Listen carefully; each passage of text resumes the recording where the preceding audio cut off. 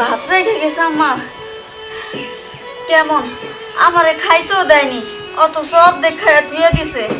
যাই হোক, আমার অনেক খিদে লাগছে, কি করবো আমি।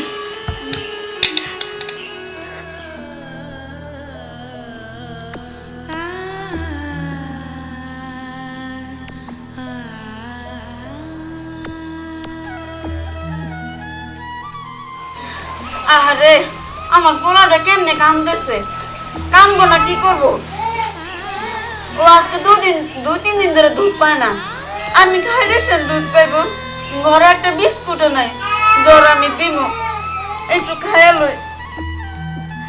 কান্দিস না বাবা, আইতেছি।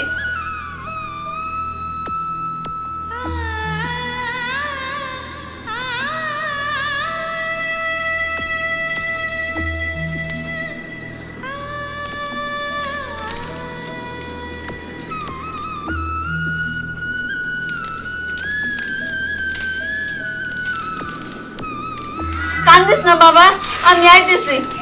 এগুলো মাঝেতে যা, আমি আইতেছি, কান্দিস না।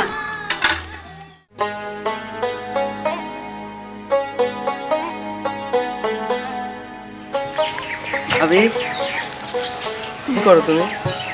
এই তো অর্ণবের কাপড় চোপড় এগুলা রোদে দিয়ে দিতেছি। তুমি কোত্থেকে আসলা? গেছিলাম ওই পাড়াতে। তো কেমন আছো তুমি? হ্যাঁ ভালো আছি। তোমার অনেক কষ্ট তাই না ভাবি? না না, আমার কিসের কষ্ট করে, আমি ভালো আছি, ঠিক আছি। হ্যাঁ আমি তো জানি। ওই যে আমার আছে না ডাইনি মা, তোমারে তো সারাক্ষণ অত্যাচার করে, সারাক্ষণ কাজ করায়। একটা সেকেন্ড তো তুমি তো বসেই থাকো না, এটা করো ওটা করো, সারাক্ষণ কাজ করতেই থাকো। মনে হয় যেন তুমি একটা রোবট হয়ে গেছো। দেখো এরকম ভাবে বলতে নাই, উনি হচ্ছে তোমার মা আর আমার শাশুড়ি। একটু একটু হয়ে থাকে, এক সংসার থাকলে দুই পাতিলের সাথে একটু ঠোকাঠকি লাগে, তুমি চিন্তা করো না। হ্যাঁ, ভাবি কি যে বলবো। হ্যাঁ, আমি যে কিছু করব তাও করতে পারি না, শুধু চোখ দিয়ে দেখতেই পারি। আমাকে আমাকেই তো এক বেলা খাইতে দেয় আর এক বেলা খাইতে দেয় না। তুমি একটা কাজ করো ভাবি, ভাইকে কিছু বলে দাও। এই সম্পর্কে ভাইকে না বললে মা আরো তোমার উপর অত্যাচার করবে, শেষে তোমার অনেক ক্ষতি হয়ে যাবে। না না ভাই, এমন কথা বললো না।